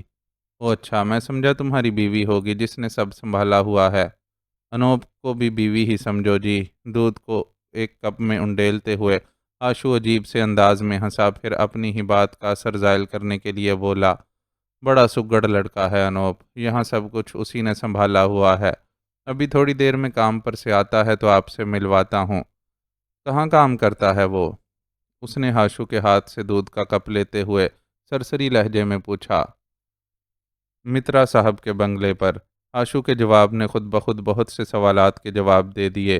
یقیناً انوپ کے مالکان مہربان لوگ تھے اور اپنا پرانا ساز و سامان اسے دان کر دیتے تھے، اس لیے اس جھونپڑے میں نسبتاً خوشحالی کی جھلک تھی۔ وہ دودھ سے بھرا کپ لیے اندر کمرے میں چلا گیا۔ کپ سجل کو تھمایا تو اس کی گود میں موجود اعظم شور مچاتا کپ پر لپکنے لگا۔ سجل نے بمشکل اسے سنبھال کر کپ ہونٹوں سے لگایا۔ بھوکا بچہ بےتابی سے دودھ پینے لگا۔ عام حالات میں وہ فیڈر سے دودھ پیتا تھا، کچھ اس کی ناتجربہ کاری اور کچھ بےتابی کی وجہ سے دودھ پیتے ہوئے گر بھی رہا تھا۔ معاذ نے سجل کے کپڑے خراب ہوتے دیکھ کر اپنی جیب سے رومال نکال کر اسے دیا۔ بڑا پیارا بچہ ہے جی آپ کا، لگتا ہے بڑی دیر سے بھوکا ہے، آپ اسے یہ اکیلے بھی کھلا دینا۔ آشو پلاسٹک کی ایک ٹوکری میں کچھ رکھے کیلے اندر لے آیا اور ٹوکری معاذ کے ہاتھ میں تھماتے ہوئے بولا، تو وہ اس کے الفاظ پر کھسیانہ ہو گیا اور بے ساختہ ہی سجل کو دیکھا۔ وہ خود کو مکمل انجان ظاہر کرتی اعظم کے ساتھ مصروف تھی۔ میں نے منہ ہاتھ دھو لیا ہے، تم بھی جا کر اپنا حلیہ ٹھیک کر لو تو پھر بھابھی کی باری آئے گی۔ جارو نے آنکھ کا کونا دبا کر اسے کسی بھی تردید سے روکا تو وہ بات کو سمجھ کر سر ہلاتا ہوا باہر نکل گیا۔ آشو پر یہ ظاہر ہونے کی نسبت کہ سجل کا ان دونوں میں سے کسی سے کوئی رشتہ نہیں ہے، یہ تاثر دینا زیادہ مناسب تھا کہ وہ اس کی بیوی ہے۔ باری باری وہ اور سجل غسل خانے جا کر اپنی حالت بہتر کرائے۔ آشو اس دوران چائے تیار کر کے ان کے لیے رسک اور بسکٹ لے آیا تھا۔ مجھے بس چائے بنانی آتی ہے، اس لیے کھانے وانے کا کچھ نہیں ہو سکتا۔ انوپ آ جائے تو آپ لوگوں کے لیے کھانا بھی بنا دے گا، آشو نے معذرت خواہانہ لہجے میں کہا، تو اس کے انداز میں مصنوعی پن تھا جس کی ان میں سے کسی نے پرواہ نہیں کی، اور جارو خوش دلی سے بولا، یہ بھی بہت ہے یار، اصل چیز ہے چائے، یہ مل گئی ہے تو کسی اور چیز کی پرواہ نہیں ہے۔ آپ لوگ کھا پی کر آرام کر لو، میں اتنی دیر میں کوئی مکینک ڈھونڈ کر لاتا ہوں۔ جارو کے دیے ہوئے نوٹوں کا کمال تھا کہ وہ ان کی خدمت کے لیے بچھا جا رہا تھا۔ رہنے دو یار، ہم سوچ رہے ہیں کہ کوئی ٹیکسی وغیرہ لے کر یہاں سے نکل جائیں، گاڑی کے لیے بعد میں خود ہی مکینک لے کر آ جائیں گے۔ ظاہر ہے کہ انہیں اب گاڑی کے قریب بھی نہیں پھٹکنا تھا، اور جلد از جلد اس علاقے سے بھی نکلنا تھا، اس لیے معاذ نے اس کی پیشکش کے جواب میں بات بنائی۔ کسی نے لاوارث گاڑی کھڑی دیکھ کر کچھ الٹا سیدھا کر دیا تو آشو نے تشویش کا اظہار کیا۔ کچھ نہیں ہوگا یار، اور ہوا بھی تو ہم برداشت کر لیں گے، کیونکہ ہمارے ساتھ ایک عورت اور بچہ بھی موجود ہیں، اور ان کے لیے مناسب ہے کہ جلد از جلد ٹھکانے پر پہنچ جائیں۔ یہاں تمہارے گھر میں تو جگہ ہی نہیں ہے کہ یہ دونوں آرام سے بیٹھ سکیں۔ جارو نے مسئلہ بیان کیا تو ہاشو کی نظر سجل کی طرف گئی۔ وہ ان لوگوں کی طرف پشت کیے چائے پی رہی تھی۔ یہ بات تو آپ کی ٹھیک ہے، اسے قائل ہونا پڑا۔ اسی وقت دروازہ کھلنے کی آواز سنائی دی اور کوئی اندر آیا۔ لو جی، انوپ آ گیا، آشو نے خوشی کا اظہار کیا، جیسے بچے شام ڈھلے کام پر واپس آنے والے باپ کی آمد پر خوش ہوتے ہیں۔ قدموں کی آہٹ کے ساتھ ایک درمیانی قامت اور چھریرے بدن کا خوش شکل لڑکا اندر داخل ہوا۔ وہ صاف ستھرا لباس پہنے ہوئے تھا اور اس کے قدرے لمبے بال بھی سلیقے سے سنورے ہوئے تھے۔ عمر کے اعتبار سے وہ ہاشو سے کئی سال چھوٹا محسوس ہوتا تھا۔ مجموعی طور پر دیکھا جاتا تو اس میں اور ہاشو میں کچھ بھی ایسا مشترک نہیں تھا جسے دونوں کی دوستی کی بنیاد سمجھا جاتا۔ ان لوگوں کو وہاں موجود پا کر وہ ٹھٹک سا گیا۔ آجا انوپ، یہ بیچارے مصیبت زدہ ہیں، ان کی گاڑی۔ آگے ہاشو نے اسے وہی کہانی سنائی جو جارو نے اسے سنائی تھی۔ یہ ساری داستان سنتے ہی اس نے ان سب پر ایک طائرانہ نظر ڈالی، اور جب ہاشو خاموش ہوا تو سنجیدہ سے لہجے میں بولا، تو ذرا باہر آ کر میری بات سن لے۔ ہاں ہاں چل یار، مہمانوں کے کھانے کا بھی کچھ کرنا ہے، میرا تو تجھے پتہ ہی ہے کہ چائے کے سوا کچھ نہیں بنا سکتا۔ ہاشو بولتا ہوا اس کے پیچھے باہر نکل گیا۔ مجھے کوئی گڑبڑ لگ رہی ہے، انوپ کے چہرے کے تاثرات عجیب سے تھے۔ ان کے باہر نکلتے ہی معاذ نے خیال آرائی کی۔ شش! جارو نے ہونٹوں پر انگلی رکھ کر خاموش رہنے کا اشارہ کیا اور خود بالکل ساکت ہو کر بیٹھ گیا، تو معاذ سمجھ گیا کہ وہ انوپ اور ہاشو کی گفتگو سن رہا ہے۔ انوپ ہاشو سے کہہ رہا تھا، کچھ پتہ بھی ہے کہ کس مصیبت کو گلے میں ڈال لیا ہے؟ پولیس ڈھونڈتی پھر رہی ہے تمہارے ان مہمانوں کو۔ کیا کہہ رہا ہے یار؟ ہاشو سن کر بوکھلا گیا۔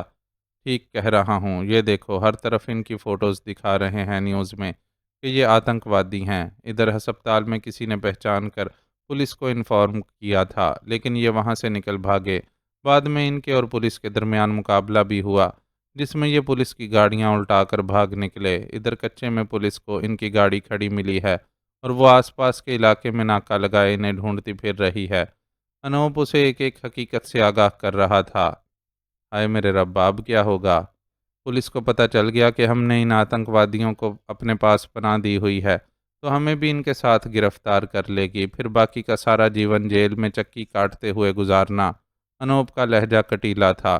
مجھے کیا پتا تھا اس گڑبڑ گھوٹالے کا؟ میں نے کہا کہ چلو تھوڑی سی سیوا کے بدلے اچھی رقم مل رہی ہے تو ہاں کر دیتا ہوں، تھوڑا تیرا بوجھ بھی کم ہو جائے گا۔ ہاشو اس کے سامنے کھسیانہ ہو رہا تھا۔ میں نے 1000 بار تم سے کہا ہے کہ پیسوں کے لیے الٹے سیدھے کام نہ کیا کرو، جب میں سارے خرچے پورے کر دیتا ہوں تو کاہے کو کشٹ اٹھاتے ہو؟ انوپ نے ناراضگی ظاہر کی۔ جو ہوا سو اسے جانے دو، یہ بتاؤ کہ اب کرنا کیا ہے؟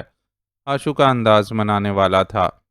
پولیس کو کال کرتا ہوں، اور کیا جو سچ ہے سب بتا دینا۔ انوپ نے اپنا فیصلہ سنایا اور موبائل کی سکرین پر انگلی پھیری۔ اتنی تیزی نہ دکھاؤ یارو، ابھی تو ہم نے تمہاری میزبانی کا پورا لطف بھی نہیں اٹھایا۔ جارو جو حالات کی نزاکت کو محسوس کرتے ہوئے تیزی سے کمرے سے نکل کر ان کے سروں پر پہنچ چکا تھا، اس کے ہاتھ سے موبائل اچکتے ہوئے بولا تو اس نے قدرے تیش سے اس کی طرف دیکھا، لیکن جب اس کے ہاتھ میں پسٹل نظر آیا تو نروس سا ہو گیا۔ یہ غلط ہے، میں نے اس لیے تمہاری مدد نہیں کی تھی کہ تم ہماری ہی جان لینے کھڑے ہو جاؤ۔ آشو نے ہکلاتے ہوئے احتجاج کیا۔ وہ دیکھ سکتا تھا کہ معاذ بھی کمرے سے نکل آیا ہے اور اس کے ہاتھ میں بھی ایک عدد پسٹل موجود ہے۔ ہم بالکل بھی تمہاری جان نہیں لینا چاہتے، لیکن تم اپنی حرکتوں سے ہمیں مجبور کرو تو ہم کیا کر سکیں گے؟ ہم ایسا کچھ نہیں کریں گے، تم بس ہمیں क्षमा کر دو۔ آشو کی ہوا بالکل ہی کھسک چکی تھی، البتہ انوپ خاموش کھڑا کینہ توز نگاہوں سے انہیں گھور رہا تھا۔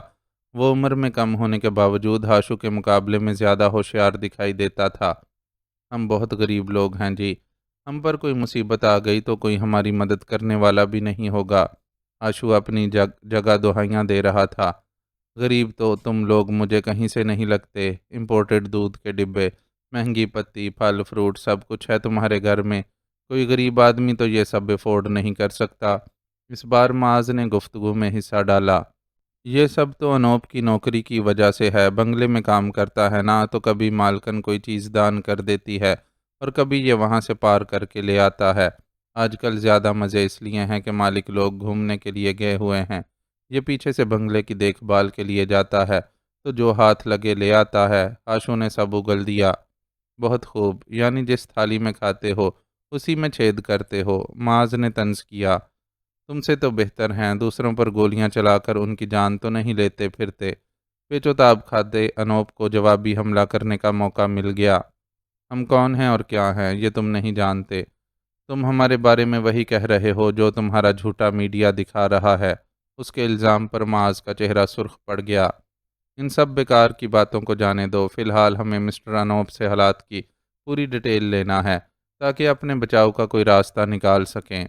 जारो ने इस सारी बहस को ख़त्म किया और इन दोनों को अंदर चलने का इशारा किया। उसके हाथ में पिस्टल की मौजूदगी ने इन दोनों में से किसी को भी इनकार की जुर्रत न करने दी। अंदर सजल दरवाजे पर नज़रें जमाए मुंतज़िर बैठी थी, जबकि नन्ना आज़म भरे पेट की आसूदगी के साथ दुनिया की हर फिक्र से आज़ाद गत्ते के एक खाली डिब्बे से खेल रहा था। उन्होंने अनूप को सामने बिठाकर एक एक बात की तफसील मालूम करना शुरू कर दी। खसूसन पुलिस के नाकों पर ज़्यादा जोर था उनका। अनूप के मोबाइल पर इंटरनेट पैकेज ने भी उनकी खासी मदद की और हर तरफ की खबरें देखते हुए उन्हें अंदाज़ा हुआ कि उनकी तलाश पूरी शद्दोमद से जारी है। इस सूरत हाल में तो हमारा यहाँ से निकलना मुश्किल हो जाएगा। पुलिस किसी न किसी नाके पर हमें धर लेगी। सारी तफसीलात सामने आने पर माज ने तशवीश का इजहार किया। तुम यहाँ भी बहुत देर तक छुप कर नहीं बैठ सकोगे। ये गरीबों की बस्ती है, आपस में दीवार से दीवार मिली हुई है, किसी से नहीं छुपेगा। यहाँ कोई रह रहा है। इनाम के लालच में आसपास से कोई भी पुलिस को मुखबरी कर देगा। अनूप ने मुंह बनाते हुए उसकी बात में लुकमा दिया। उसकी तल्खी अपनी जगह थी, लेकिन ये बात मानने वाली थी कि वो जो कह रहा है वही हकीकत है। तुम्हें इस मामले में फ़िक्रमंद होने की ज़रूरत नहीं है, हम निकाल लेंगे अपने इस मसले का हल। जारो ने तुर्श लहजे में उसे डपटा और फिर इसी रोब से बोला, अभी तो तुम दोनों दोस्त मिलकर हमारे लिए रात का खाना बनाओ, हम खाना खा लें तो इस मसले पर भी बात कर लेंगे। मैं क्यों बनाऊं तुम्हारे लिए खाना? मैं क्या तुम्हारा नौकर हूँ? अनूप उसकी फरमाइश सुनकर अकड़ गया। नौकर नहीं, लेकिन इस वक्त हमारे कब्ज़े में तो हो। इसकी मौजूदगी में इनकार की जुर्रत है तुम में? उसने अपना पिस्टल अनूप के सामने लहराया। चलना यार, काहे को जिद बहस करता है? खाना तो अपने को अपने लिए भी पकाना है ना। अनूप से ज़्यादा हाशु घबरा गया और उसका बाजू पकड़कर खींचा। चल मैं तेरी हेल्प करता हूँ, उसने इसरार करके अनूप को खड़ा होने पर मजबूर कर दिया था। वो दोनों बाहर निकले तो जारो भी उनके पीछे पीछे बाहर निकल गया। आप घबराइएगा मत सजल, इंशाल्लाह हम बहुत जल्द इन सारे मसाइल से निकल जाएंगे। इन लोगों के जाने के बाद कमरे में कुछ देर खामोशी तारी रही। फिर माज ने सर झुकाए बैठी सजल से कहा, मुझे आप पर एतमाद है। उसने नहायत यकीन से जवाब दिया तो माज ने चौंक कर उसकी तरफ देखा। उसे सजल की आंखों का तासुर देखकर ऐसा लगा जैसे वो मुस्कुराई हो। मैं जानती हूँ कि आपने, मैंने या अदा साईं ने कुछ गलत नहीं किया है। हम लोग बस हालात के चुंगल में फंस गए हैं और इस चुंगल से एक ना एक दिन अल्लाह साईं हम सबको निकाल देगा। अब वो अपनी कही बात की वजाहत दे रही थी। इंशाअल्लाह, माज जवाबन इतना ही कह सका, फिर अपनी जगह खड़ा होते हुए बोला, मैं बाहर जाकर इन लोगों के साथ बैठता हूँ। आप इतनी देर रिलैक्स कर लें, बल्कि ऐसा करें अंदर से कुंडी लगाकर थोड़ी देर के लिए लेट जाएं। बहुत देर हो गई है आपको यूं बेआरामी में। जी ठीक है, सजल ने इनकार नहीं किया। ये सच था कि वो बहुत थक गई थी, फिर खुद को मुस्तकिल चादर में लपेट कर मर्दों के दरमियान बैठे रहना भी खासा तकलीफ दे था। ऐसे में अगर उसे कुछ देर आराम का मौका मिल रहा था तो उसे तकल्लुफ़ात में पड़कर ज़ाया कर देना मुनासिब नहीं था। सुर्ख, नीले, पीले, गुलाबी, जाने कौन कौन से अनोखे रंगों के फूल थे जो उसकी निगाहों के सामने फैले हुए थे। इन फूलों को देखते हुए उसकी आंखों में एक चमक और हैरानी सी थी। जिंदगी के जो रंग उसने दुनिया से अलग थलग इस बस्ती में देखे थे वो कहीं और दिखाई नहीं दिए थे। ये दुनिया उस दुनिया से बिल्कुल जुदा थी जहाँ वो अब तक रहती आई थी। सादगी और हुस्न का जो इम्तजाज उसने यहाँ देखा था اس سے اس کا پہلے کبھی واسطہ نہیں پڑا تھا۔ سخت محنت و مشقت کی زندگی گزارتے صاف دل اور سادہ مزاج لوگ بناوٹ سے عاری رویے، علاقائی اور موسمی ضروریات کا خیال رکھ کر بنائے گئے غیر نمائشی گھر، موسم کی سختیوں کو جھیلنے کے لیے شوخ رنگ، بھاری لباس اور ان ملبوسات کی شان بڑھا دینے والے ایسے حسین چہرے جنہیں کسی سنگھار کی ضرورت ہی نہیں تھی۔ سچ یہ تھا کہ اسے یہ دنیا اپنی سابقہ دنیا سے زیادہ پسند آئی تھی، اور اس کا دل چاہتا تھا کہ وہ ہمیشہ ہمیشہ کے لیے یہیں رہ جائے، اپنے ان سارے پیاروں کے ساتھ جن کا ساتھ زندگی کو خوشیوں سے بھر دیتا تھا۔ اگرچہ اس کی یہ خواہش ابھی ادھوری تھی، لیکن یہاں ان رنگوں اور خوبصورتیوں کے درمیان رہتے ہوئے اس کے دل نے اچھی امیدیں باندھنا سیکھ لیا تھا۔ اسے لگنے لگا تھا کہ زندگی میں خوشیوں اور رنگوں سے بھرے دن ایک بار پھر لوٹ کر آئیں گے، ایک بار پھر اس کا ہر پیارا رشتہ اس کے قریب ہوگا، اور ایک بار پھر وہ زندگی کو پورے دل سے جی سکے گی۔ کیا سوچ رہی ہے ہماری بیٹیا؟ ہاتھ میں کدال اٹھائے ایک بوڑھا کب اس کے برابر میں آ بیٹھا۔ اسے اپنی سوچوں میں گم پتہ نہیں چل سکا۔ کچھ نہیں، بس اپنے سامنے پھیلی اس خوبصورتی کو دیکھ کر بنانے والے کے ہنر کی داد دے رہی تھی۔ اس نے رخ موڑ کر بوڑھے کے ماتھے پر چمکتی پسینے کی بوندوں کو دیکھا اور آہستہ سے جواب دیا، کہیں وہ گھونچو تو یاد نہیں آ رہا؟ کون گھونچو؟ وہی تمہارا مجازی خدا۔ بڑی بے پرواہی سے اس کی حیرانی دور کی گئی۔ آپ بھی کمال کرتے ہیں، ہر روز میرے مجازی خدا کو ایک نیا نام دے دیتے ہیں۔ وہ زور سے ہنسی۔ کیا کروں، وہ میرے خاندان کا واحد چشم و چراغ ہے، اس لیے دل چاہتا ہے کہ سارے القابات اسے ہی نواز دوں، لیکن تم فکر نہ کرو، میں نے اپنی لغت کے بہت سے الفاظ سنبھال رکھے ہیں۔ گھونچو کا سپوت دنیا میں آ جائے تو باقی بچے ہوئے نام اسے دوں گا۔ بوڑھے نے اس کی طرف قدرے جھکتے ہوئے رازدارانہ لہجے میں کہا۔ تو اس بار اس کے رخساروں پر شرم کی لالی پھیل گئی، اور اس نے چادر کے اندر آہستہ سے اپنے پیٹ پر ہاتھ رکھا۔ اس کے ہاتھ نے اس کی کوکھ میں پلتی زندگی کو محسوس کیا۔ بات کرو گی اس سے؟ بوڑھے نے نرم مسکراہٹ کے ساتھ دریافت کیا۔ نیکی اور پوچھ پوچھ، وہ اس پیشکش پر کھل اٹھی۔ آج رات میں کھانے کے بعد بات کرواؤں گا۔ جی ٹھیک ہے۔ تو پھر ٹھیک ہے، اسی بات پر ایک پان کھلاؤ۔ جی بالکل کھلاتی ہوں۔ اس نے قریب رکھے بیگ کی طرف ہاتھ بڑھایا۔ بیگ میں پان اور اس سے متعلقہ تمام لوازمات موجود تھے۔ یہ پان پارٹی کس خوشی میں چل رہی ہے بھائی؟ ایک اور بوڑھا کاندھے پر پھاوڑا رکھے وہاں چلا آیا۔ یہ تو میرے اور میری بیٹی کے درمیان ایک راز ہے۔ اسے آنکھ مار کر خاموش رہنے کا اشارہ کیا گیا۔ آپ کی یہ بیٹی اتفاق سے میری سگی بیٹی ہے۔ دوسرے بوڑھے نے منہ بنا کر یاد دہانی کروائی۔ آپ کی بیٹی پرائی ہو چکی ہے، اب تو یہ ہماری بیٹی بن چکی ہے۔ کیوں بیٹیا، بتاؤ اپنے ابو کو۔ جی، وہ جو چہرے پر مسکراہٹ سجائے ان دونوں کی نوک جھونک سے لطف اندوز ہو رہی تھی، خود کو ریفری بنائے جانے پر بوکھلائی۔ تمہارے علاوہ بھلا کون ہے جس سے مخاطب ہوا جا سکے؟ پھاوڑے والا بوڑھا ناراض ہوا۔ اپنی لڑائی میں مجھے کیوں بیچ میں لاتے ہیں؟ اس نے ناراضی دکھائی۔ ہم بیچ میں لاتے نہیں، تم پہلے ہی سے بیچ میں ہو۔ وہاں اس سے بھی دگنی ناراضی تھی۔ کیا ہو گیا ہے ابو، آپ اتنے خفا کیوں ہو رہے ہیں؟ خفا نہ ہوں تو کیا کروں، بیٹھے بیٹھے یہ شخص میری سگی بیٹی پر قابض ہو گیا ہے۔ یہ میری بھی سگی بہو ہے، اور اب اس پر میرا تم سے زیادہ حق ہے۔ کدال والے بوڑھے کا اطمینان قابل دید تھا۔ جاؤ جاؤ، میں نہیں مانتا اس حق کو۔ ہاتھ نچا کر اعلان کیا گیا۔ کیا ہو گیا ہے آپ دونوں کو؟ شروع میں آپس میں ملے تھے تو کتنا تکلف برتتے تھے، اور اب جب دیکھو تب یوں چونچیں لڑا رہے ہوتے ہیں جیسے پیدائشی دشمن ہوں۔ وہ اس صورتحال پر روحان سی ہو گئی۔ رونا نہیں بیٹیا، ہم تو یوں ہی وقت گزاری کے لیے ایک دوسرے سے نوک جھونک کرتے ہیں۔ کدال والے بوڑھے نے فوراً شرافت اختیار کی۔ بالکل ویسے ہی جیسے پھاوڑا اور کدال لے کر کھیتوں میں کام کرنے کی کوشش کرتے ہیں۔ آتا جاتا دونوں کو خاک کچھ نہیں، لیکن اے میں خود کو خوش کرتے ہیں کہ کھیتی باڑی کر رہے ہیں، اور اگلی جو فصل اگے گی اس میں ہماری محنت بھی شامل ہوگی۔ اس بات کو تو خیر میں کبھی نہیں مانوں گی۔ مجھے معلوم ہے کہ آپ میں سے ایک قلم اور دوسرا ہتھیار کے سوا دنیا کا کوئی اوزار کامیابی سے استعمال نہیں کر سکتا، اس لیے اگلی جو بھی فصل اگے گی اس میں سارا کمال یہاں کے مقامیوں کا ہی ہوگا۔ اس نے منہ بنا کر دونوں کو ایک ہی بال میں کلین آؤٹ کیا۔ یہ تو زیادتی ہے بٹیا، دونوں نے اپنے چہرے لٹکا لیے۔